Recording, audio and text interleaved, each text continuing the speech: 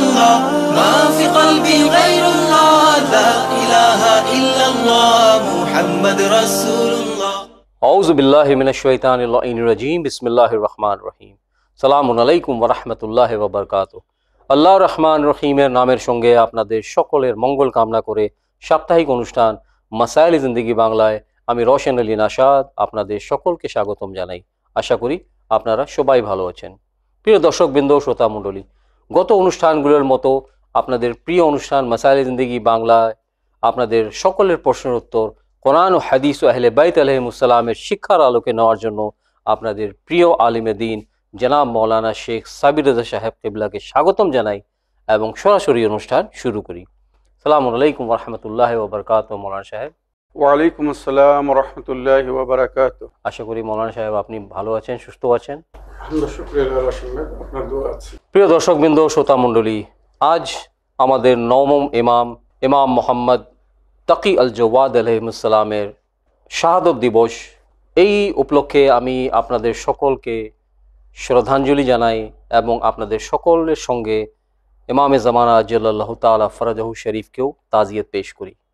তো মৌলানা সাহেব, যেমন আপনি অবগত যে আমাদের নবম ইমাম মোহাম্মদ আল তাকি আল জওয়াদ আলাইহিসসালামের শাহাদত দিবস, তো আপনাকেও সঙ্গে তাজিয়ত পেশ করি এবং শ্রদ্ধাঞ্জলি জানাই। তো মৌলানা সাহেব, আমি জানতে চাই যে আমাদের নবম ইমামকে সর্বপ্রথম আল জওয়াদ কেন বলা হয়, এবং সঙ্গে আমাদের সকল দর্শকবৃন্দদের তরফ থেকে এটাও জানতে চাই যে ওনার জীবনী নিয়ে যদি আপনি সংক্ষিপ্ত কিছু বলতেন এবং সঙ্গে আমাদের নবম ইমামের কিছু হাদিস বা ওনার মূল্যবান বাণী যদি আমাদেরকে শেয়ার করতেন তাহলে আমরা সবাই উপকৃত হতাম। জাযাকাল্লাহু রওশন ভাই, অনেক অনেক ধন্যবাদ জানাই আপনাকে এবং আমার সমস্ত দর্শকবৃন্দদেরকে আমাদের নবম ইমামে মোহাম্মদ তাকি আল জওয়াদ আলাইহিসসালামের শাহাদাত উপলক্ষে আন্তরিক সম্বেদনা ও শ্রদ্ধাঞ্জলি জানাই এবং আপনাদের সঙ্গে সঙ্গে যুগের ইমামের খেদমতে তাজিয়াত পেশ করছি। আমার প্রিয় রওশন ভাই, আপনার সুন্দর প্রশ্ন রাখার জন্য আপনাকে ধন্যবাদ জানাই। আপনি ইমামে তাকি আলাইহিসসালামের সংক্ষিপ্ত জীবনী এবং ওনাকে জওয়াদ কেন বলা হয় জানতে চেয়েছেন, আর ওনার কিছু মূল্যবান বাণী শুনতে চেয়েছেন। তো ইমামে মোহাম্মদ তাকি আল জওয়াদ আমাদের নবম ইমাম। ওনার পুরো নাম হচ্ছে মোহাম্মদ ইবনে আলী, আর ওনার কুনিয়াত মানে ডাক নাম হচ্ছে আবু জাফর আস-সানি, আর ওনার পদবী বা লাকাব যেটা ওনার নামের সঙ্গে বেশিরভাগ ব্যবহার হয় সেটা হচ্ছে তাকি। ইমামে মোহাম্মদ তাকি আমরা বলে থাকি, এবং দ্বিতীয় পদবী হচ্ছে জওয়াদ। জওয়াদ মানে দানি ব্যক্তি। ইমামে তাকি আলাইহিসসালাম মানে আমাদের নবম ইমাম, উনি খুব দানি ছিলেন। আচ্ছা আচ্ছা।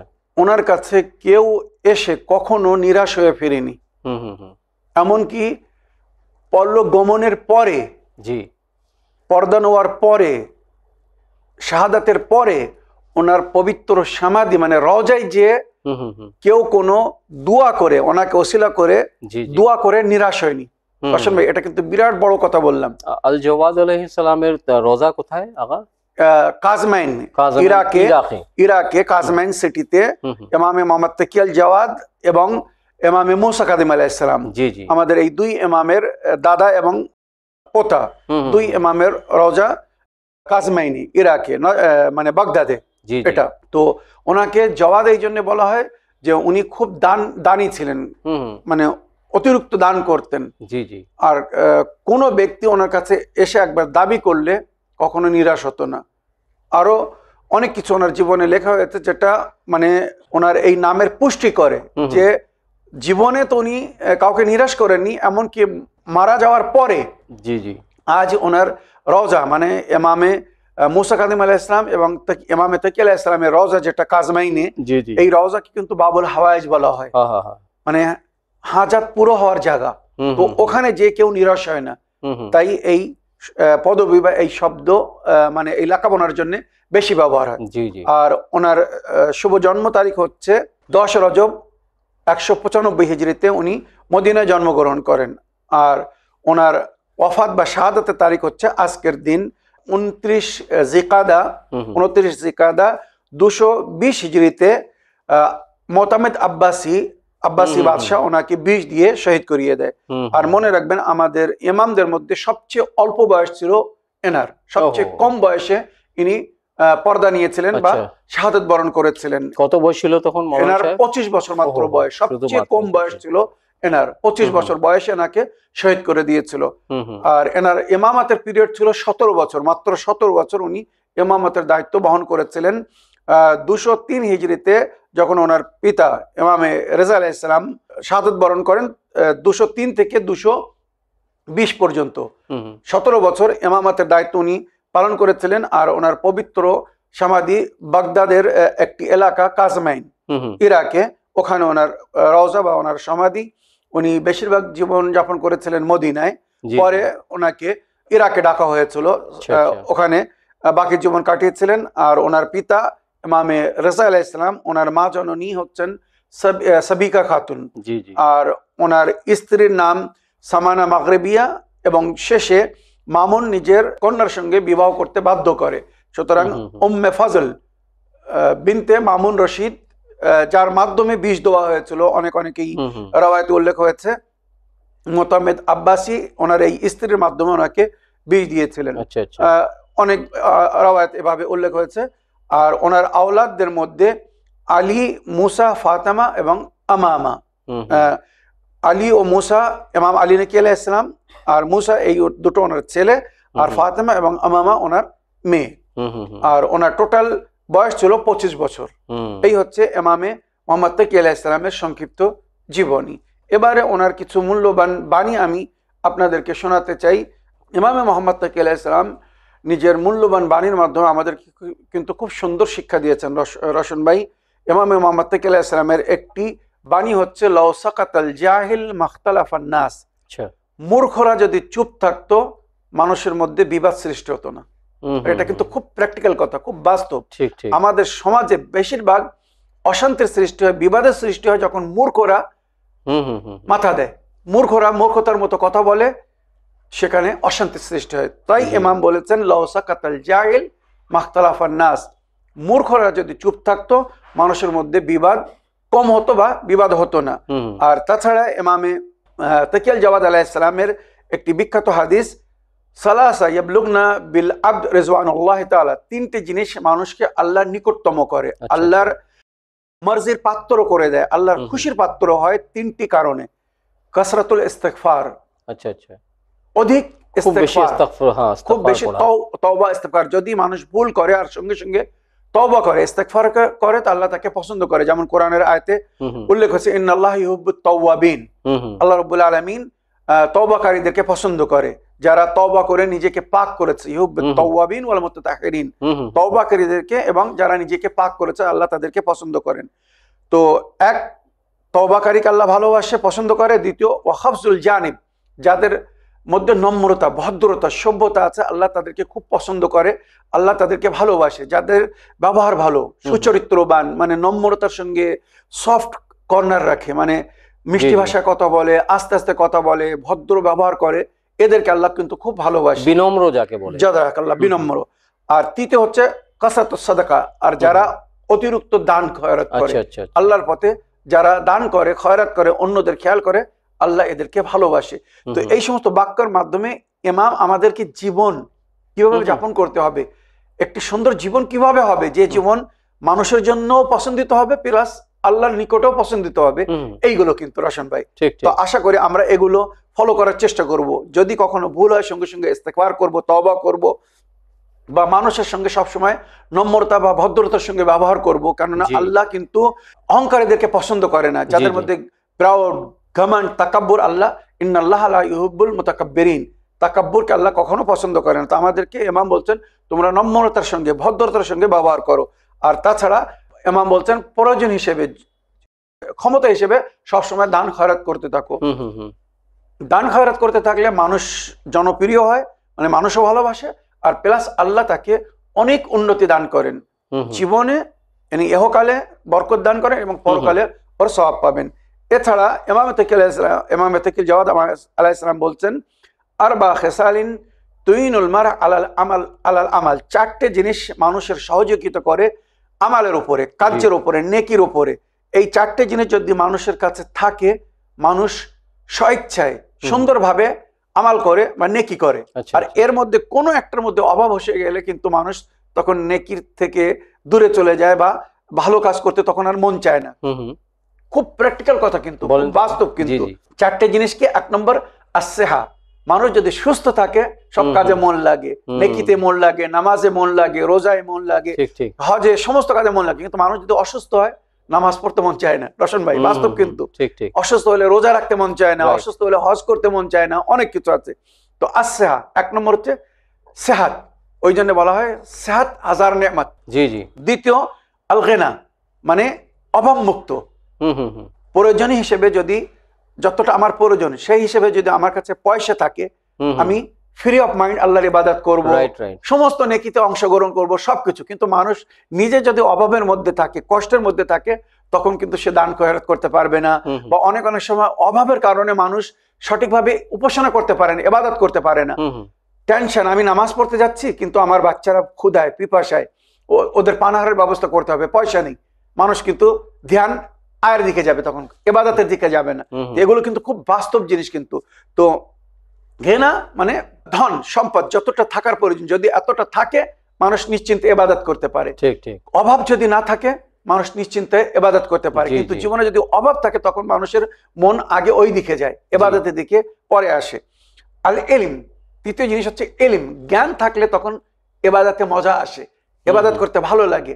যার মধ্যে জ্ঞান নেই, শিক্ষা নেই, উদাহরণস্বরূপ বলছে, আমি নামাজের সম্পর্কে কোনো জ্ঞানই রাখি না, রোজার সম্পর্কে জ্ঞান রাখি না, হজের সম্পর্কে জ্ঞান রাখি না, নামাজ না পড়লে কি হবে, রোজা না রাখলে কি হবে, হজ না করলে কি হবে আমি জানি না, সমস্ত নেকির সম্পর্কে আমার জ্ঞান নেই, তো আমি গুরুত্ব দেবো না। রোশন ভাই, এটা কিন্তু বাস্তব। যাদের মধ্যে জ্ঞান আছে যে নামাজ কি, রোজা কি, হজ কি, যাকাত কি, বা আল্লাহ যে সমস্ত উপাসনা ইবাদতের আমাদেরকে হুকুম দিয়েছেন, যদি সেই জ্ঞান থাকে, মারিফাত থাকে, তখন সে ইবাদত করবে। মাওলানা সাহেব, অত দূর কেন? জ্ঞান তো নিশ্চয়ই লাগবে। জি, সাধারণ যদি আরবিক যেগুলো সূরা কোরআনের আয়াতগুলো পড়ি, সেগুলো যদি তরজুমাও না জানি, নামাজ পড়ার সময় মন লাগে না, মন লাগবে না। তো আলহামদুলিল্লাহি রাব্বিল আলামিন, তার মানে আমি কি বলছি, সমস্ত প্রশংসা আল্লাহ। ওই জন্য আমাদেরকে বলা হয়েছে নামাজে যে সমস্ত সূরা পড়ো, বিশেষ করে জামাতে নামাজ যখন আমরা পড়ি, তো আমাদেরকে বলা হয়েছে ইমামে জামাত যখন সূরা পাঠ করে, কিরাত করে, তো তোমরা এর অর্থের দিকে ধ্যান দাও, যাতে তোমাদের মন এদিক ওদিকে না যায়, যে ইমাম সাহেব এই যে সূরা পড়ছেন, এই আয়াতগুলো পড়ছেন, এর মধ্যে আল্লাহ আমাদেরকে কি আদেশ করেছেন, কি বলেছেন, বা আমি কি বলছি আল্লাহকে। হ্যাঁ, জাযাকাল্লাহ। তো ওই জন্য বলেছে যদি নামাজে কেউ দ্বিমত বা দ্বিমন না হতে চায়, এদিক ওদিক মন না যায়, তো নামাজের সময় পুরো ধ্যান দিতে হবে সূরার দিকে আর সূরার অর্থের দিকে। ওয়াত তৌফিক, আর ইমাম চতুর্থ জিনিস যেটা বলছেন, যেটা আমাদের আমালের জন্য প্রয়োজন, সেটা হচ্ছে তৌফিক। আল মুমিনু, এটাও কিন্তু ইমামের হাদিস, আল মুমিনু ইয়াহতাজ ইলা সালাসাতি খিসালিন, সমস্ত মানুষের বা সমস্ত মুমিনকে তিনটে জিনিসের প্রয়োজন। এই তিনটে জিনিস যদি না হয় তারা কিছু করতে পারবে না। আচ্ছা, এক নম্বর তৌফিক মিন আল্লাহ, আল্লাহ যদি তৌফিক না দেয় কেউ কিছু করতে পারবে না। কত ধনীরা আছে, পয়সা আছে, কিন্তু তারা নেকির কাজে খরচ করে না, হজে যায় না, যাকাত দেয় না, খুমুস দেয় না, দান খয়রাত করে না, আল্লাহ হয়তো তাদেরকে তৌফিক দেয়নি। আর এই তৌফিক চলে যাওয়ারও কিন্তু কারণ আছে। মানুষ যখন পাপে লিপ্ত হয় তো আল্লাহ নেক তৌফিক তার থেকে তুলে নেয়, মনে রাখবেন। তো তৌফিক মিন আল্লাহ ওয়াইদুম মিন নাফসে, সমস্ত মানুষ চায় যে আমার নাফস আমাকে জাগ্রত করুক, আমার নাফস আমাকে সতর্ক করুক। অন্য কেউ যদি আমাকে ভুল ধরে দেয় আমাকে খারাপ লাগবে, তো আমার নিজের নাফস যেন নিজের সংশোধন নিজে যাতে করতে পারি, নিজের সংশোধন আমি নিজে করতে পারি, এটাও কিন্তু মানুষের প্রয়োজনের মধ্যে। ঠিক ঠিক। তৌফিক মিন আল্লাহ ওয়াইদুম মিন নাফসে, খোদা না করুক যদি আমার নিজের নাফস আমাকে ওয়াজ না করে, সংশোধন না করায়, তখন প্রয়োজন হয় কোনো গুরুজন, অন্য ব্যক্তি আমার সংশোধন করুক। কবুলুন মিম্মান ইয়ানসাহু, তৃতীয় জিনিস যেটার প্রয়োজন হচ্ছে সেটা হচ্ছে কেউ যদি আপনাকে ওয়াজ নসিহত করে, ভালো উপদেশ দেয়, ভালো কথা বলে, তো সেটাকে গ্রহণ করুন, সেটাকে মেনে চলুন, এতেই কিন্তু মঙ্গল। তো ইমাম তাকি আলাইহিস সালাম এই যে এত সুন্দর আমাদেরকে শিক্ষা দিয়েছেন যে আমরা যদি নিজের জীবনকে সুন্দর করতে চাই, তো আগে নিজের নাফসকে কন্ট্রোল করা শিখতে হবে, সঠিক জিনিসকে জানতে হবে, মানতে হবে, ফলো করতে হবে। এইভাবে আমাদেরকে জীবনযাপন করতে বলা হচ্ছে। আশা করি আপনারা ইমাম তাকি আলাইহিস সালামের জীবনী বা ওনার মূল্যবান বাণী থেকে লাভবান হবেন। আল্লাহ আমাদের সকলকে তৌফিক দান করুক, এই সমস্ত সুন্দর বাণী শুনে, জেনে, মেনে এর উপরে যেন আমরা আমাল করতে পারি। সঙ্গে আমি আরেকটি প্রশ্ন করতে চাই, যেমন আপনিও অবগত, আপনি জানেন যে আগামীকাল নইলে পরশুদিন থেকে জিলহজ মাসের মানে শুরু হতে যাচ্ছে, ঠিক আছে? তো এই মাসের কিছু ফজিলত এবং সঙ্গে যদি কিছু আমাল আমাদের সকল দর্শক বৃন্দদেরকে বলতেন, তাহলে উনার সকলের জন্য ইবাদত করার জন্য বা আমাল করার জন্য খুব সহজ হতো। জাযাকাল্লাহ। রশন ভাই, আপনি সুন্দর প্রশ্ন রেখেছেন। ইনশাআল্লাহ আগামীকাল নইলে পরশু থেকে জিলহজ মাস, ইবাদতের মাস, আল্লাহর উপাসনার মাস শুরু হচ্ছে, যার সম্পর্কে কোরআন বলছে ওয়াল ফজরে ওয়া লায়ালিন আশর। এই যে 10 রাত, বিশেষ রাত, উপাসনার রাত, ইবাদতের রাত কিন্তু যার জিকির কোরআনে হয়েছে। আর নবী করিম সাল্লাল্লাহু আলাইহি ওয়াসাল্লাম জিলহজ মাস আসলে নিজের সাহাবী বা সাহাবীদেরকে বিশেষ করে আমন্ত্রণ জানাতেন যে তোমরা এই 10 দিন আল্লাহর উপাসনা বা ইবাদতের মধ্যে কাটানোর চেষ্টা করো। কয় তারিখ থেকে মনে হয়? জিলহজ মাসের চাঁদ রাত থেকে নিয়ে 10 জিলহজ মানে ঈদের রাত পর্যন্ত। এই 10 রাত কিন্তু খুব গুরুত্বপূর্ণ রাত, যার জিকির কোরআনে হয়েছে, এবং বিশেষ উপাসনা ইবাদতের মাধ্যমে এই রাতগুলো আমাদেরকে কাটাতে বলা হয়েছে।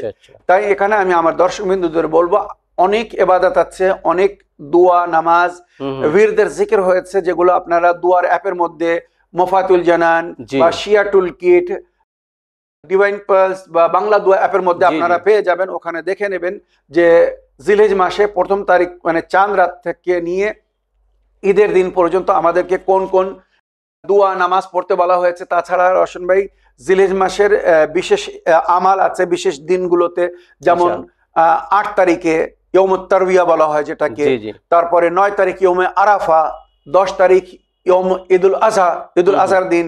এছাড়া 18 জিলহিজ্জা রোজে ওয়ালায়াতে মাওলা আলী আলাইহিস সালামের ওয়ালায়াতের যেদিন ঘোষণা করা হয়েছিল, আমরা যাকে ঈদে গাদির বলি, সবচেয়ে বড় ঈদ, ঈদুল্লাহিল আযম যাকে বলা হয়, যে দিনে মানে ইসলাম মানে কমপ্লিট হয়েছিল, দিন পরিপূর্ণ হয়েছিল। আল্লাহ আয়াত নাযিল হয়েছিল, আল-ইয়াওমা আকমালতু লাকুম দীনাকুম ওয়া আতমামতু আলাইকুম নি'মাতি ওয়া রাদিতু লাকুমুল ইসলাম দীনা। তো ওই দিনের বিশেষ উপাসনা বা আমাল আছে, ইবাদত আছে, নামাজ আছে।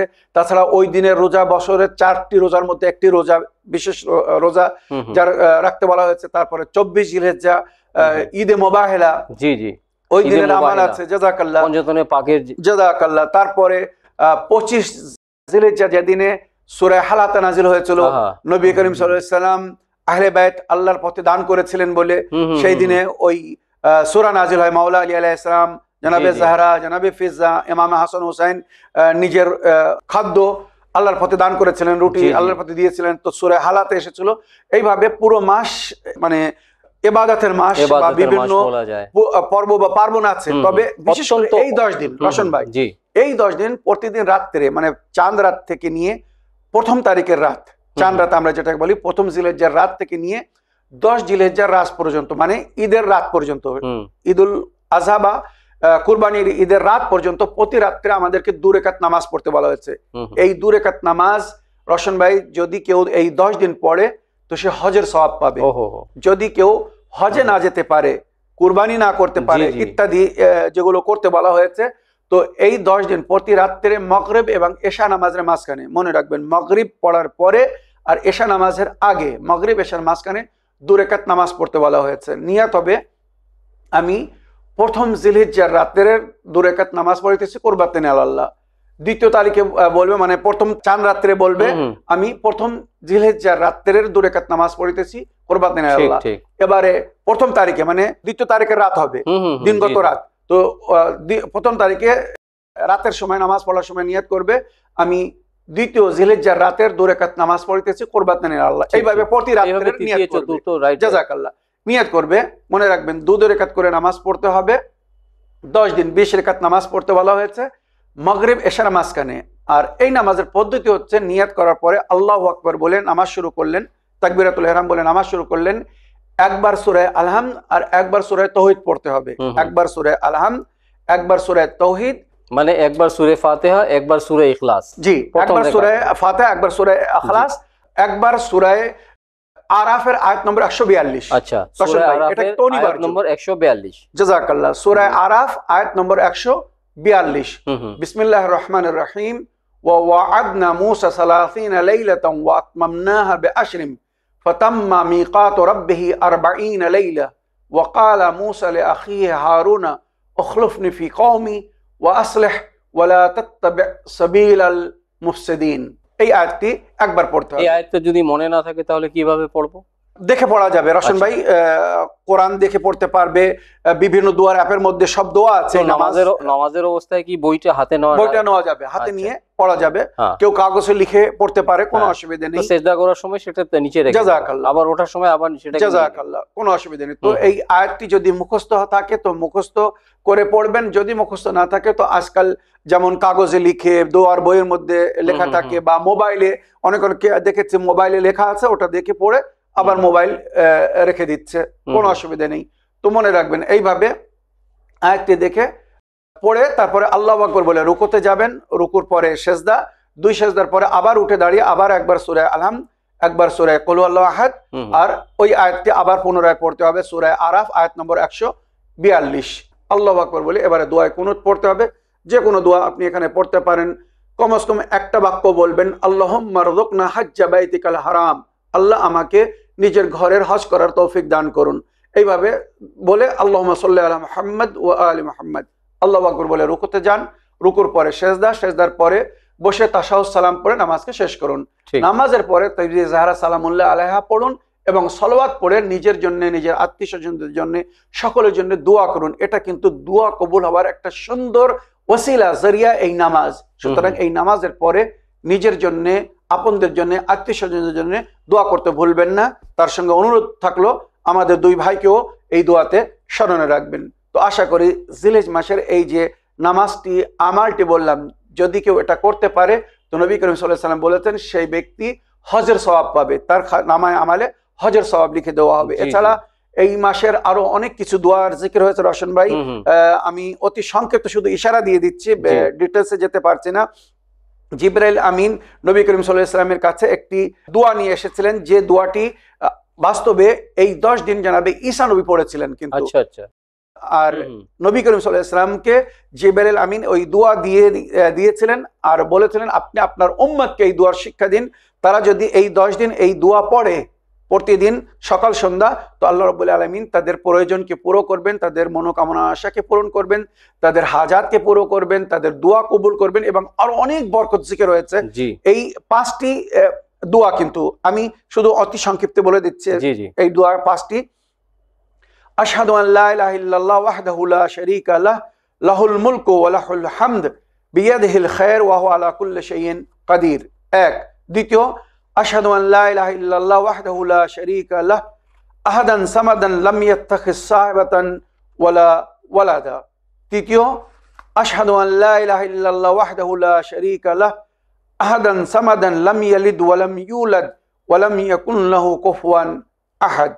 চতুর্থ, আশহাদু আন লা ইলাহা ইল্লাল্লাহ ওয়াহদাহু লা শারীকা লাহ, লাহুল মুলকু ওয়া লাহুল হামদ, ইউহয়ি ওয়া ইউমীত ওয়া হুয়া হাইয়্যুল লা ইয়ামুত, বিয়াদিহিল খায়র ওয়া হুয়া আলা কুল্লি শাইইন কাদির। আর 5ম দোয়া, হাসবি আল্লাহু ওয়া কাফা, সামিআল্লাহু লিমান দাআ, লাইসা ওয়ারা আল্লাহি মুনতাহা, আশহাদু লিল্লাহি বিমা দাআ ওয়া আন্নাহু বারিউম মিম্মান তাবাররা ওয়া আন্না লিল্লাহিল আখিরা ওয়াল উলা। এই 5টি দোয়া পড়ে যদি কেউ দোয়া করে তো আল্লাহ রাব্বুল আলামিন তার দোয়া কবুল করবেন ওয়াদা। এবং আশা করি এই দুয়ার বরকতে, এগুলো কিন্তু আসলে আল্লাহর জিকির রশন ভাই, সমস্ত আল্লাহর ওলিরা এই জিকির করেছেন, নবীরা এই জিকির করেছেন। তাই নবী করিম সাল্লাল্লাহু আলাইহি ওয়াসাল্লামকে বলা হয়েছিল কমস কম এই 10 দিন বিশেষ উপাসনা বা ইবাদতের দিন, তাই আপনি আপনার উম্মতকে এই জিকির করতে বলুন, আল্লাহর জিকির। এইগুলো শুনে আল্লাহ খুশি হন এবং নিজের বান্দার মনোকামনা আশাকে পূরণ করেন। খুশি হয়ে আল্লাহ তার বান্দাদেরকে খুশি করে এইভাবে জিকির। এছাড়া মাওলাই কায়নাতের একটি তাহলিল এখানে জিকির হয়েছে। এই মাসের 10 দিনের আমালের মধ্যে 1ম তারিখ থেকে নিয়ে 10 তারিখ পর্যন্ত কমস কম যদি কেউ পুরো মাস পড়তে চায় পড়তে পারে। এই তাহলিল কাকে বলে? তাহলিল মানে লা ইলাহা ইল্লাল্লাহ যেটা আমরা বলি, এই বাক্যর সারাংশ হচ্ছে তাহলিল। এটা মানে আল্লাহর জিকির। তো এই দোয়ার মধ্যে ওই তাহলিলের বেশি শব্দ ব্যবহার হয়েছে, তাই একে দোয়ায়ে তাহলিল বলা হয়। জিবরাইল আমিন এই দোয়াটি নবীকে দিয়েছিলেন আর নবী করিম সাল্লাল্লাহু আলাইহি ওয়াসাল্লাম মাওলাই কায়নাতকে দিয়েছিলেন। সুতরাং এই দোয়াটি মাওলার নামে বিখ্যাত হয়েছে যে তাহলিল আল মারওয়ি আন আমির আল মুমিনিন। সুতরাং সমস্ত দোয়ার অ্যাপের মধ্যে এই তাহলিল দোয়া আছে। আপনারা এই তাহলিলটা পড়ে সকাল সন্ধ্যা পড়ে আল্লাহর কাছে দোয়া করবেন। লা ইলাহা ইল্লাল্লাহ আদাদাল লায়ালি ওয়াদ দুহুরে, লা ইলাহা ইল্লাল্লাহ আদাদা আমওয়াজিল বুহুরে, লা ইলাহা ইল্লাল্লাহ ওয়া রাহমাতুহু খায়রাম মিম্মা ইয়াজমাউন, লা ইলাহা ইল্লাল্লাহ আদাদা শাওকি ওয়াশ শাজারে, লা ইলাহা ইল্লাল্লাহ আদাদা শা'রে ওয়াল ওয়াবরে, লা ইলাহা ইল্লাল্লাহ আদাদাল হাজরে ওয়াল মাদারে, লা ইলাহা ইল্লাল্লাহ আদাদা লামহিল উয়ুনে, লা ইলাহা ইল্লাল্লাহ ফিল লাইলি ইযা আসআসা ওয়াস সুবহি ইযা তানাফফাস, লা ইলাহা ইল্লাল্লাহ আদাদার রিয়াহ ফিল বারারি ওয়াস সুখুরে, লা ইলাহা ইল্লাল্লাহ মিনাল ইয়াউম ইলা ইয়াউমি ইয়ানফাখু ফিস সূর। যদি রশন ভাই সময় থাকতো তো আমি এই দুয়ার ব্যাখ্যা করে বলতাম। আমার দর্শকবৃন্দরা, কেউ যদি এই জিকিরের মাধ্যমে, মনে রাখবেন বড় বড় মানে পীর মুর্শিদরা এই জিকিরের মাধ্যমে কিন্তু আল্লাহর ওলি হয়েছেন। তো এই জিকিরের মাধ্যমে যদি আমরা আল্লাহর নিকটতম হতে পারি, আমাদের ইহকাল ও পরকাল উজ্জ্বল হয়ে যাবে, আমাদের চোখের সামনে থেকে পর্দা সরে যাবে, তখন আমরা হকিকত দেখে নেব। আর আশা করি আল্লাহর মর্জির উপরে তখন চলার পরিপূর্ণ চেষ্টা করব, বা শয়তান আমাদের নিকটে আসবে না। তো এইভাবে আমাদেরকে দোয়া করতে বলা হয়েছে। আল্লাহ রাব্বুল আলামিন আমাদেরকে তৌফিক দান করুন, আমরা যেন এই 10 দিন দোয়া, মোনাজাত, আমাল বা নামাজের মাধ্যমে, আল্লাহর উপাসনা ইবাদতের মাধ্যমে সেই স্থান লাভ করতে পারি যেগুলো আল্লাহর ওলিদেরকে এই আমালের মাধ্যমে লাভ করতে বলা হয়েছে। শ্রোতাবৃন্দ, প্রিয় দর্শক মণ্ডলী, আসুন এবারে সময় হচ্ছে আপনাদের পাঠানো চিঠি পড়ার। তো দেখি কোথা থেকে কার কি প্রশ্ন, কে কি জানার ইচ্ছুক। মাসাইল জিন্দেগি বাংলা। সালামুন আলাইকুম, আশা করি আপনারা আল্লাহর রহমতে ভালো আছেন। ওয়া আলাইকুম আসসালাম ওয়া রাহমাতুল্লাহি ওয়া বারাকাতুহু। আমি রফিকুল ইসলাম অসম থেকে। আমি জানতে চাই যে ঈদ কত প্রকারের এবং ঈদুল আজহার কি কি ফজিলত। উত্তর মাসাইল জিন্দেগিতে শুনতে চাই। আল্লাহুম্মা সাল্লি আলা মুহাম্মদ ওয়া আলি মুহাম্মদ। রফিকুল ইসলাম ভাই, আপনার প্রশ্নের মাধ্যমে মাসাইল জিন্দেগি বাংলা অনুষ্ঠানকে সহযোগিতা করার জন্য আমি আপনার ধন্যবাদ জানাই। মৌলানা সাহেব, রফিকুল ইসলাম ভাই অসম বা আসাম থেকে জানার ইচ্ছুক যে ঈদ কত প্রকারের এবং ঈদুল আজহার কি কি ফজিলত। ওয়ালাইকুম আসসালাম ওয়া রাহমাতুল্লাহি ওয়া বারাকাতুহু। আমার প্রিয় ভাই, আপনার চিঠি লেখার জন্য আপনাকে অসংখ্য ধন্যবাদ জানাই। মুসলমানদের দুটি বিখ্যাত ঈদ, একটি হচ্ছে ঈদুল ফিতর এবং দ্বিতীয় হচ্ছে ঈদুল আজহা। কিন্তু আহলে বাইতের রওয়ায়াত হিসাবে আরো কিছু দিন আছে যেদেরকে ঈদ বলা হয়েছে। ঈদ মানে খুশি, আনন্দের দিন। জি জি।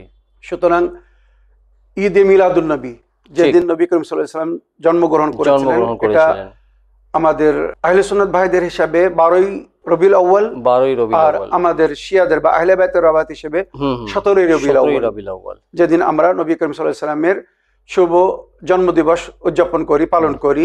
তো ওই দিনটা আমাদের জন্য ঈদের দিন, খুশির দিন। তাছাড়া ঈদে মাবাস 27 রজব, যেদিন নবী করিম সাল্লাল্লাহু আলাইহি ওয়াসাল্লাম মবুস বা রিসালাত হয়েছিলেন, এটাও ঈদের দিন, খুশির দিন বলা হয়েছে। এছাড়া ঈদে গাদির, যেটা ঈদুল্লাহিল আজম বলা হয়েছে, সবচেয়ে বড় ঈদ, যেদিন দিন পরিপূর্ণ হয়েছিল। আমরা ঈদুল ফিতর পালন করি রোজা পুরো হওয়ার পরে, ঠিক। আমরা ঈদুল আজহা পালন করি হজ পুরো হওয়ার পরে। ওইরূপ আমরা ঈদুল গাদির মানে ঈদে গাদির পালন করি দিন পরিপূর্ণ হওয়ার পরে, যেদিন দিন মোকাম্মল হয়েছিল। তাহলে এটা সবচেয়ে বড় ঈদ। ঠিক ঠিক। দিনের একটি অংশ হচ্ছে নামাজ বা রোজা, ঠিক। দিনের একটি অংশ হচ্ছে মনে করুন হজ বা কুরবানি। জি, কুরবানি। তো একটা পুরো হওয়ার পরে আমরা মনে করুন ঈদুল ফিতর মানাচ্ছি, একটা পুরো হওয়ার পরে আমরা ঈদুল আজহা মানাচ্ছি।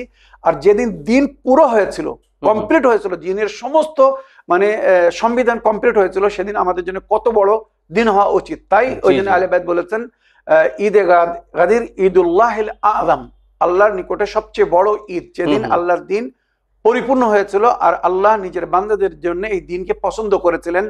আল ইয়াউমা আকমালতু লাকুম দীনাকুম ওয়া আতমামতু আলাইকুম নি'মাতি ওয়া রাদিতু লাকুম ইসলামা দীনা বলে। এছাড়া ঈদে মুবাহিলা, যেদিন সত্য মিথ্যার উপরে জয়লাভ করেছিল।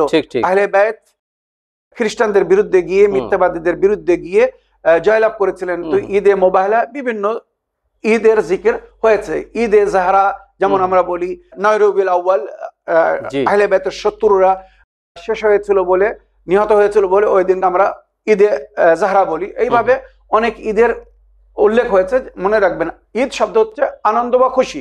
এবারে উনি জানতে চেয়েছেন যে ঈদ উল আজহার ফজিলত কি। তো এই ঈদের মধ্যে ঈদ উল আজহার ফজিলত এই জন্যে, ঈদ উল আজহা মানে ঈদ উল কুরবান। এই যে ইসলাম, এই যে আমরা নামাজ, রোজা, হজ, যাকাত যা কিছু করছি, রোশন ভাই, সমস্ত জিনিসের পিছনে কিন্তু একটা ত্যাগ আছে, একটা কুরবানি আছে। যেমন নামাজ সময়ের কুরবানি, ওই সময়টা আমরা অন্য কিছু করতে পারি, কিন্তু নিজের সময়টাকে আল্লাহর উপরে কুরবানি করে দিলাম, নামাজ পড়ছি। রোজা আমরা পানাহার থেকে বিরত থাকি, নিজের খাদ্যকে কুরবান করে দিলাম আল্লাহর মর্জির উপরে। হজ অর্থকে কুরবান করে আমরা হজে যাচ্ছি বা কুরবানি করে সেখানে আল্লাহর নিকটতম হচ্ছি। তো ইসলাম বা নামাজ, রোজা সবকিছু কিন্তু কুরবানি। ওই জন্য ঈদে কুরবানকে আল্লাহর নিকটতম হওয়ার জন্য একটি সুন্দর উপায় বলা হয়েছে, কেননা মানুষ নিজের পছন্দিত জিনিস আল্লাহর পথে কুরবান করে দেয়। ঠিক এই যে আমরা প্রাণী কুরবান করি, এটা কিন্তু জানাবে ইসমাইল নবীর পরিবর্তে দুম্বা কুরবান হয়েছিল বলে আমরা প্রাণী কুরবান করি, পশু পাখি কুরবান করি। যদি ওখানে জানাবে ইসমাইল কুরবান হয়ে যেতেন, আমাদেরকে নিজের বড় ছেলেকে কুরবান করতে হতো, কিছু সন্তানকে কুরবান করতে হতো। ঠিক ঠিক, তাহলে ভেবে দেখুন, সেই জিনিস শুধু ধ্যানে রাখতে বলা হয় যে একটা পশু কুরবানি করছো না, মনে রাখো তুমি তোমার প্রিয় জিনিসকে কুরবানি করছো। তো আন্তরিকতার সঙ্গে যদি কেউ এই ঈদ উল আজহাকে পালন করে, মানে যেভাবে কুরবানি দিতে বলা হয়েছে, অহংকার থেকে বিরত থেকে, সমস্ত প্রকারের অহংকারকে ত্যায্য করে নিজেকে নম্র বা ভদ্র করে আল্লাহর পথে চলা মানে কুরবানি। ঠিক ঠিক। সুতরাং এই কুরবানির ঈদ আমাদেরকে অনেক কিছু শিক্ষা দেয়। অন্যদের সঙ্গে কিভাবে ব্যবহার করতে হবে, অন্যদের কিভাবে খুশি দিতে হবে, অন্যদের কিভাবে খেয়াল করতে হবে, এই সমস্ত শিক্ষা এই কুরবানির মাধ্যমে। জানাবে ইব্রাহিম নবীর ঘটনা থেকে আমাদের কিন্তু অনেক কিছু শিক্ষা নেওয়ার আছে। তো আমার প্রিয় ভাই, যদি আমি বিস্তারিত বলতে চাই, অনেক সময়ের প্রয়োজন আছে, অতি সংক্ষিপ্ত শুধু এতটুকু বলবো, কুরবানির ঈদ আমাদেরকে কুরবান হওয়া শেখায়, যে আল্লাহর পথে কিভাবে কুরবান হতে হবে, আল্লাহর পথে কিভাবে নিজের মনোনীত জিনিসকে দান করতে হবে, ত্যাগ স্বীকার করতে হবে। এই জন্য এই কুরবানির ঈদের অনেক ফজিলত বা আহমিয়ত জিকির হয়েছে। আশা করি আপনার প্রশ্নের আপনি উত্তর পেয়েছেন। মাসাইলে জিন্দেগি বাংলা। সালামুন আলাইকুম মাওলানা সাহেব, আশা করি আপনি সুস্থ আছেন। আমি গোলাপ হোসেন, আলিপুরদুয়ার, পশ্চিমবঙ্গ থেকে বলছি। আমার প্রশ্ন এই যে যদি ঈদ উল আজহা ইব্রাহিম নবী আলাইহিস সালাম কায়েম করেছিলেন, তাহলে ইব্রাহিম নবী এবং শেষ নবী সাল্লাল্লাহু আলাইহি ওয়াসাল্লামের মাঝখানে কয় 100 বছর ঈদ উল আজহা আরব সকলরা কিভাবে পালন করেছিলেন বা করেছিল? উত্তর মাসাইলে জিন্দগিতে শুনতে চাই। আল্লাহুম্মা সাল্লি আলা মুহাম্মদ ওয়া আলি মুহাম্মদ। ওয়া আলাইকুম আসসালাম ওয়া রাহমাতুল্লাহি ওয়া বারাকাতুহু। গোলাপ ভাই, আপনার প্রশ্নের মাধ্যমে মাসাইলে জিন্দগি বাংলা অনুষ্ঠানকে সহযোগিতা করার জন্য আমি আপনার ধন্যবাদ জানাই। সত্যি আপনি খুব সুন্দর প্রশ্ন করছেন মৌলানা সাহেব। যেমন আপনি শুনলেন, গোলাপ ভাই বলছেন যে ঈদ উল আজহা ওনার হিসেবে যে ঈদ উল আজহা কায়েম করেছিলেন, কোরবানি কায়েম করে ইব্রাহিম নবী আলাইহিস সালাম। ইব্রাহিম নবী আলাইহিস সালাম থেকে নিয়ে আমাদের প্রিয় শেষ নবী পর্যন্ত মাঝখানে লং ডিস্টেন্স, কয়েকশো বছরের, হ্যাঁ কয়েকশো বছর। জি জি। তো এই আরব সকলরা বা কুরাইশ সকলরা কিভাবে ঈদ উল আজহা পালন করেছিলেন বা করেছিল কি না? ওয়ালাইকুম আসসালাম ওয়া রাহমাতুল্লাহি ওয়া বারাকাতুহু। আমার প্রিয় ভাই, আপনার চিঠি লেখার জন্য আপনাকে ধন্যবাদ জানাই। তবে আপনার প্রশ্নের মাধ্যমে একটু ভুল বোঝাবুঝি আছে, আর কিছু না। আপনার প্রশ্নের মাধ্যমে প্রশ্নে একটু ভুল বোঝাবুঝি, সেটা হচ্ছে কি, জানাবে ইব্রাহিম নবী কুরবানি পেশ করেছিলেন আল্লাহর দরবারে, উনি ঈদ উল আজহা পালন করেননি, বা সেই সময় এই সমস্ত ঈদ বলে কোনো জিনিস ছিল না। উনি আল্লাহর হুকুমকে পালন করেছিলেন, স্বপ্ন দেখেছিলেন যে উনি ওনার ছেলেকে কোরবানি করছেন, সুতরাং সেই হিসাবে উনি ওনার ছেলেকে কোরবানি করতে নিয়ে গিয়েছিলেন। আল্লাহ রাব্বুল আলামিন ওনার কোরবানিকে কবুল করে ওয়াফাদাইনাহু বিযিবহিন আযীম বলে যেখানে জিকির হয়েছে কোরআনে, আল্লাহ বড় এক কুরবানির মাধ্যমে ওই কুরবানিকে পরিবর্তন করে দিয়েছিলেন, মনে রাখবেন। তো শরীয়ত হিসেবে আসল জানাবে ইব্রাহিম নবী উনি কুরবানি পেশ করেছিলেন। আর এটা ওনার মিল্লাতে ইব্রাহিমের, রশন ভাই, মিল্লাতে ইব্রাহিমের মধ্যে এটা কিন্তু জারি ছিল। তারা প্রতি বছর ওই দিনে আল্লাহর পথে কিছু না কিছু কুরবানি করত। আর বিশেষ করে তাদেরকে দেখে অন্য ধর্মের বা অন্য জাতের লোকেরা তারা নিজের দেবতার সামনে বলিদান দেওয়া শুরু করেছে, যে এই কুরবানির মাধ্যমে আল্লাহকে খুশি করে কিছু পাওয়া যাবে, সন্তুষ্ট হয়। জাযাকাল্লাহ, কুরবানি দিলে আল্লাহ সন্তুষ্ট হয়। বা দেবী বা দেবতারা সন্তুষ্ট হয়, এটা তাদের ধারণা। সুতরাং সেই হিসেবে তারা বলিদান দেয়। আর আমাদের মুসলমান বা মিল্লাতে ইব্রাহিমে যারা ছিল এরা কুরবানি দিত। তো আমার প্রিয় ভাই জনাবে ইব্রাহিম নবী আল্লাহর পথে উনি কুরবানি পেশ করেছিলেন। সে সময় ঈদের নামাজ বা ঈদুল আজহা এইভাবে কিছু পালন হতো না। মিল্লাতে ইব্রাহিমে এই কুরবানিটা জারি ছিল। তারা বিশেষ দিনে আল্লাহর পথে কুরবানি পেশ করতো। যেমন অন্য ধর্ম বা অন্য জাতের লোকেরা দেবী দেবতারা আগে কুরবানি পেশ করে প্রসন্ন করতো দেবী দেবতাদেরকে। তারা ভাবতো যে এইভাবে দেবী দেবতাকে প্রসন্ন করলে আমাদের জীবনে সুখ শান্তি আসবে, উন্নতি হবে। ওইভাবে আল্লাহর পথে লবাই কুরবানি করে সেই জিনিসটাকে উপলব্ধি করার চেষ্টা করতো। তো আমার প্রিয় ভাই, এই যে কুরবানি বা এই যে ঈদুল আজহা, এটা পালন হওয়া শুরু হয়েছে আমাদের নবীর যুগ থেকে। সুতরাং আল্লাহ রাব্বুল আলামিন আমাদের নবীকে যেমন কোরআনের আয়াতে বা বিভিন্ন রাওয়ায়াতের মধ্যে আমরা পাই, ফাসাল্লি লিরাব্বিকা ওয়ানহার, মানে নামাজ পড়ো এবং কুরবানি পেশ করো আল্লাহর পথে। তখন নবী করিম সাল্লাল্লাহু আলাইহি ওয়াসাল্লাম নিজের সাহাবাদেরকে এইভাবে ঈদের নামাজ পড়তে বলেছিলেন বা এইভাবে কুরবানি পেশ করতে বলেছিলেন, যেটা হজে আমরা দেখি বা মক্কায় মদিনায় সব জায়গায় হয়। আর তার স্মরণে আমাদের দেশে আমরা ঈদের নামাজ পড়ি বা কুরবানি পেশ করি। আশা করি আপনার প্রশ্নের আপনি উত্তর পেয়েছেন। প্রিয় দর্শক বৃন্দ, আরেকটি টেক্সট মেসেজ পড়ি, দেখি কোথা থেকে কে কি জানার ইচ্ছুক। এই প্রশ্নের উত্তর মাসাইলে জিন্দেগিতে শুনতে চাই। আসসালামু আলাইকুম হুজুর, আমি বাংলাদেশ থেকে কবির হোসেন বলছি, আমাদের নিয়মিত দর্শক কবির হোসেন ভাই। হুজুর, আমার একটি প্রশ্ন ছিল কোরবানির দেওয়া প্রসঙ্গে। আমরা সবাই জানি যে হজে হাজিদের জন্য কোরবানি ফরজ করা হয়েছে, আর আমাদের জন্য সুন্নাতে মুআক্কাদা। অনেক গুরুত্ব সহকারে কোরবানি দেওয়ার কথা বলা হয়েছে, কিন্তু আমরা অনেকেই 3, 5, 7 ভাগে কোরবানি দিয়ে থাকি। আমি যাদের সাথে ভাগে কোরবানি দিব তাদের সঠিক হাদিস না জানা কারণে তারা ফরজ হিসাবে এই কোরবানি দিয়ে থাকে, আর আমরা জানি না সকলের টাকা হালাল কি না ও সকলের নিয়ত ভালো না খারাপ তাও জানি না। অনেকেই আছে লোক দেখানোর জন্য কোরবানি দিয়ে থাকে। এখানে আমার প্রশ্ন, আমি যে তাদের সাথে কোরবানি দিচ্ছি, আমার কোরবানিটা কতটুকু সঠিক ইসলামী শরীয়তে, এই প্রসঙ্গে একটু জানানোর জন্য অনুরোধ রইল। সবার সুস্থতা কামনা করছি। আল্লাহুম্মা সাল্লি আলা মুহাম্মদ ওয়া আলি মুহাম্মদ। মৌলানা সাহেব, আমাদের নিয়মিত দর্শক কবির হোসেন ভাই প্রশ্ন করছেন যে এই যে শেয়ারে যে আমরা কোরবানি দেই, টাকাটা মানে যদি বড় জানোয়ার থাকে বা বড় জন্তু থাকে, সেখানে টাকাটা সবাই কন্ট্রিবিউশন করে কিছু কিছু টাকা। তো এখন ওই মানে শেয়ারে অনেকে হয়তো থাকেন যাদের নিয়ত ফরজ নিয়ত থাকতে পারে, হয়তো কারো হয়তো টাকা হালাল না, বা কারো হয়তো নিয়ত ভালো না, বা লোক দেখানোর জন্য কোরবানি। এই এতগুলো মানুষের মাঝখানে যদি কেউ একজন মুমিন থাকে, যেমন আমার কবির ভাই বললেন, আমার এই কোরবানি, জি এই মানে খুব ইম্পর্টেন্ট, খুব সুন্দর প্রশ্ন করছেন যে এই কোরবানিটা কি ওনার কবুল হবে কি হবে না? সুন্দর প্রশ্ন। ওয়ালাইকুম আসসালাম ওয়া রাহমাতুল্লাহি ওয়া বারাকাতুহু। আমার প্রিয় কবির হোসেন ভাই, আপনার সুন্দর প্রশ্ন রাখার জন্য, চিঠি লেখার জন্য এবং সুন্দর প্রশ্ন রাখার জন্য আপনাকে অসংখ্য ধন্যবাদ জানাই। কোরআন ও হাদিসের মধ্যে যেটা উল্লেখ হয়েছে, আমাদের আমাল নির্ভর করে আমাদের নিয়তের উপরে। ইন্নামাল আমালু বিন্নিয়াত, সমস্ত আমাল নির্ভর করে তার নিয়তের উপরে। যদি নিয়ত ভালো হয় তো আল্লাহ আজর দান করবে, আর যদি নিয়ত ভালো না হয় তার কোনো আজর পাওয়া যাবে না। রিয়াকারি করলে, লোক দেখানোর জন্য করলে তার কোনো আজর নেই। ওইরূপ আমরা যে পয়সা দিয়ে কুরবানিকে কিনে জবাই করছি, ছাগল, ভেড়া, দুম্বা, উট ইত্যাদি যা কিছু আমরা কুরবানি করি, মনে রাখবেন রশন ভাই, শরিয়াতে কেউ যদি গড় হালাল প্রাণী কুরবান করে, গড় হালাল প্রাণী, যে প্রাণী হালাল না, যদি সেটা কুরবান করে, সে কোরবানি কবুল হবে? কোনোদিন হবে না, কখনো না, কখনো না। ওইরূপ যে পয়সা বৈধ না, হালাল না, সেই পয়সা দিয়ে যদি হালাল প্রাণীকে কিনে এনে কোরবানি করা হয়, কোনো আজর পাবে না, কোনো আজর পাবে না। মানে অবৈধ পয়সা দিয়ে হালাল বা বৈধ প্রাণী কিনে কোরবানি করলে আমার কোরবানি কবুল হবে না।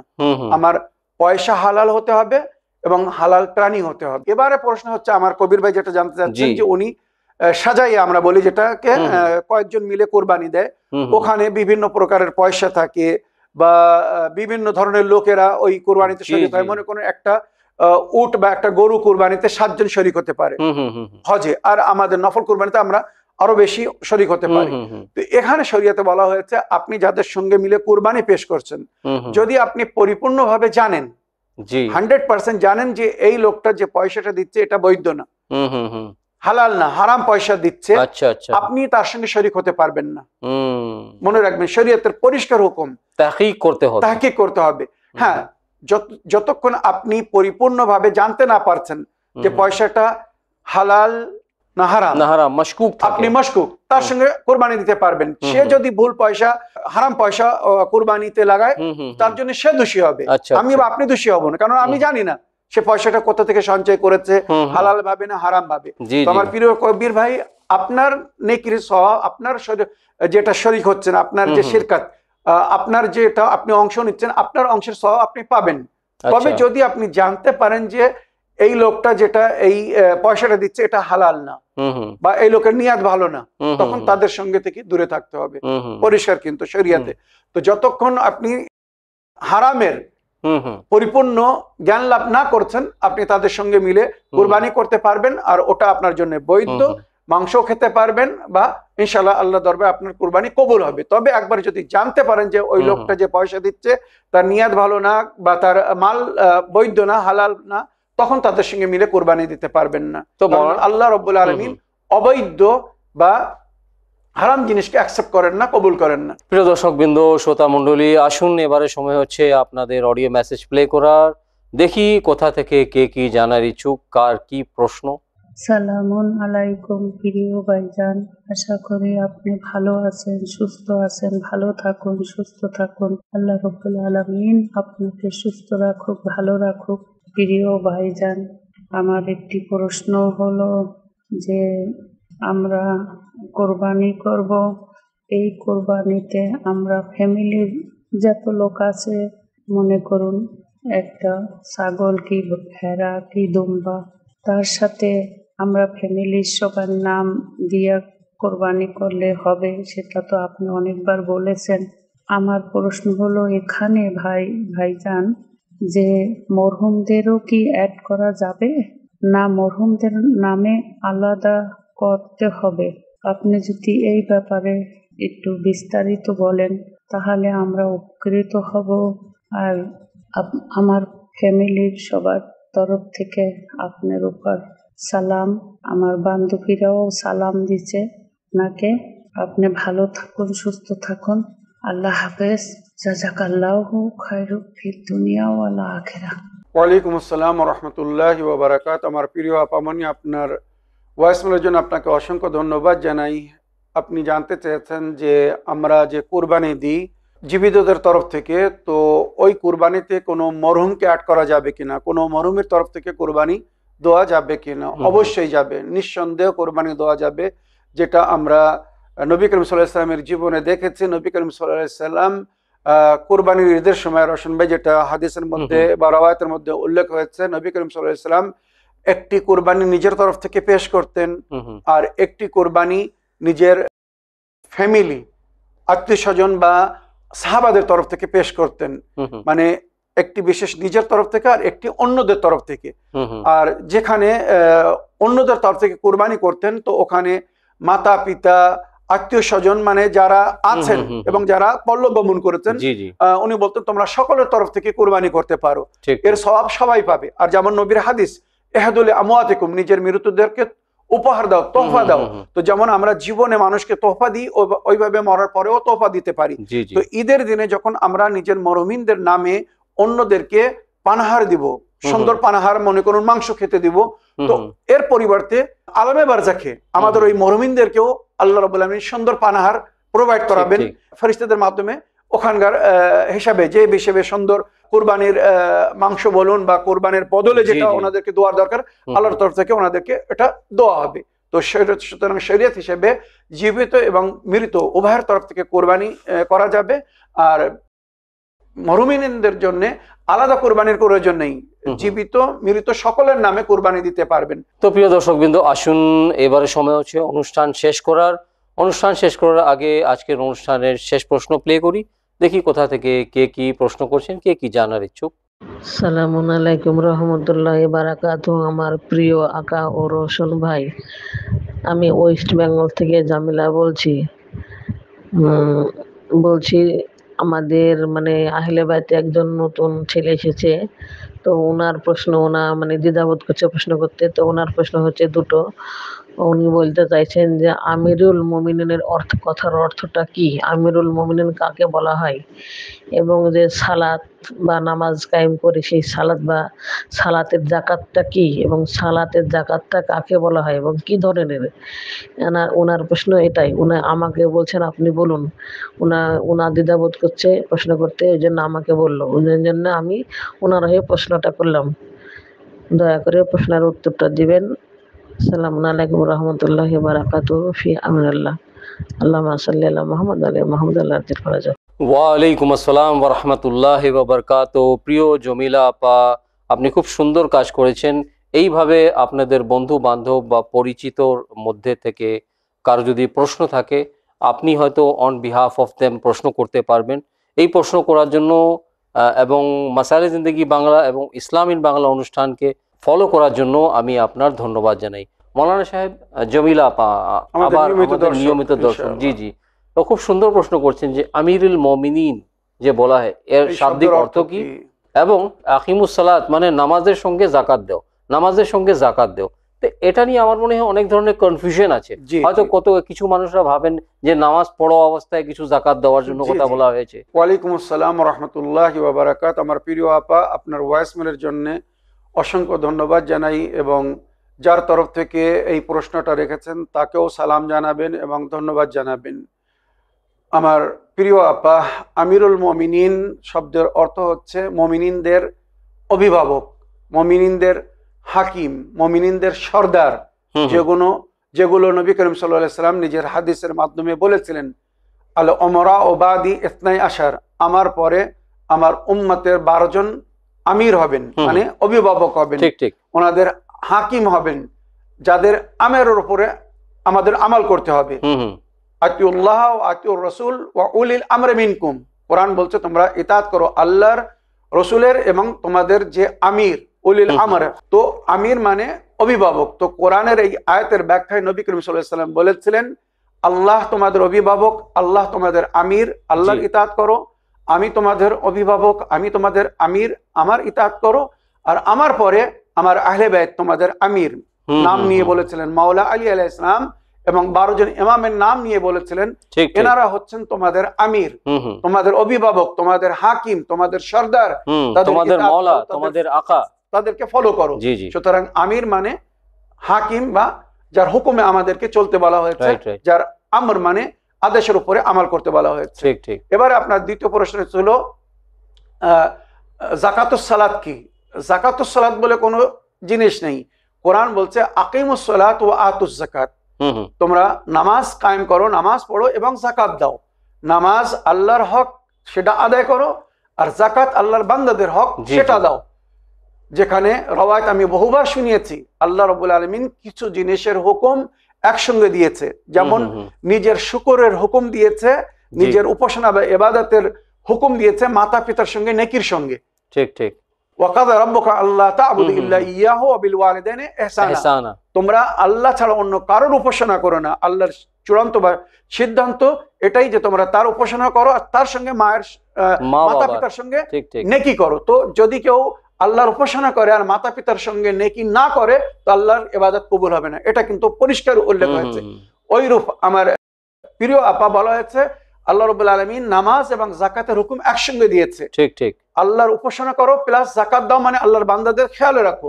যদি কেউ নামাজ পড়ে আর যাকাত না দেয়, মানে আল্লাহর বান্দাদের খেয়াল না রাখে, অভাবী, দরিদ্র, প্রয়োজনীয় আত্মীয় স্বজন হোক, বন্ধু বান্ধব হোক, প্রতিবেশী, পাড়াপড়শি, গ্রামবাসী বা এলাকার লোক, যারা প্রয়োজনে আছে, আমার কাছে অর্থ আছে আর আমি নামাজ পড়ছি, কিন্তু আমার কাছে যে অর্থ আছে এই অর্থ দিয়ে গরিবদের সহযোগিতা করছি না, মদত করছি না, তো আমার এই নামাজ আল্লাহ কবুল করবেন না। মনে রাখবেন, এখানে অনেক কিছু ভুল বোঝাবুঝি আছে, মিসআন্ডারস্ট্যান্ডিং আছে, যেটা বাস্তব, যেটা নবী ও নবীর আহলে বাইত আমাদেরকে বলেছেন, নামাজ পড়ো এবং যাকাত দাও। নামাজ আল্লাহর উপাসনা, যাকাত তার বান্দাদের খেয়াল করা, তার বান্দাদের প্রয়োজনকে পুরো করা। আশা করি আপনি আপনার ওই ব্যক্তিকে যিনি প্রশ্ন করতে বলেছেন তার কাছে আমাদের এই উত্তর পৌঁছে দেবেন। অসংখ্য ধন্যবাদ মৌলানা সাহেব, যে আজকের অনুষ্ঠানেও আজকের পর্বেও আপনি আমাদের সকল দর্শকবৃন্দদের প্রশ্নের উত্তর ওনাদের ইচ্ছা মতো কোরআন ও হাদিস ও আহলে বাইত আলাইহিমুসসালামের তালিমাতের আলোকে, শিক্ষার আলোকে দেওয়ার জন্য আমি আমার তরফ থেকে এবং চ্যানেল ভিন্নের তরফ থেকে অন্তর থেকে আমি আপনার ধন্যবাদ জানাই, এবং সঙ্গে আপনাকে অনুরোধ জানাই যে ইনশাআল্লাহ আগামী অনুষ্ঠানেও আগামী পর্বেও পর্ব ৭১-এ এসে সকলের প্রশ্নের উত্তর কোরআন ও হাদিস ও আহলে বাইত আলাইহিমুসসালামের শিক্ষার আলোকে দেওয়ার জন্য আপনার কাছে রিকোয়েস্ট থাকলো। অবশ্যই আমার প্রিয় রওশন ভাই, আল্লাহ রাব্বুল আলামিনের কাছে নেক হায়াত কামনা করি। আপনারাও দোয়া করবেন আমি যেন এইভাবে আপনাদের প্রশ্নের উত্তর দিয়ে আপনাদের সেবা বা খেদমত করতে পারি, আল্লাহর বান্দাদের খেদমত করতে পারি, আল্লাহর আদেশ, আল্লাহর হুকুম, নবীর আহলে বায়তের তালিমাত, নবীর সুন্নাত বা আহলে বায়তের তালিমাত যেন আমি সর্বসাধারণের কাছে পৌঁছে দিতে পারি। আল্লাহ যেন আমাকে তৌফিক দান করে আমি যেন বেঁচে থেকে বা সুস্থ থেকে আপনাদের প্রশ্নের উত্তর দিতে পারি। তো প্রিয় দর্শকবৃন্দ, শ্রোতা মণ্ডলী, যেমন আপনারা শুনলেন মৌলানা সাহেবের বক্তব্য, তো আমি বলতে চাই যদি আপনারা ইসলামিন বাংলা বা মাসাইল জিন্দেগি বাংলা অনুষ্ঠানে পছন্দ করছেন, উভয় অনুষ্ঠানকে পছন্দ করছেন, তাহলে আপনার মন্তব্য বা আপনাদের ফিডব্যাকের মাধ্যমে আমাদেরকে অবগত করার জন্য অনুরোধ রইল। তো এই বলে আজকের অনুষ্ঠান শেষ করার জন্য আপনাদের কাছে অনুমতি চাই। আশা করি আগামী অনুষ্ঠান নতুন নতুন প্রশ্ন নিয়ে, দৈনিক জীবনের মাসলা মাসাইল নিয়ে আপনাদের সঙ্গে আবার সাক্ষাৎ হবে। শুকরিয়া ও ধন্যবাদ। সালামুন আলাইকুম ওয়া রাহমাতুল্লাহি ওয়া বারাকাতুহু। حسبي ربي جل الله ما في قلبي غير الله لا إله إلا الله محمد رسول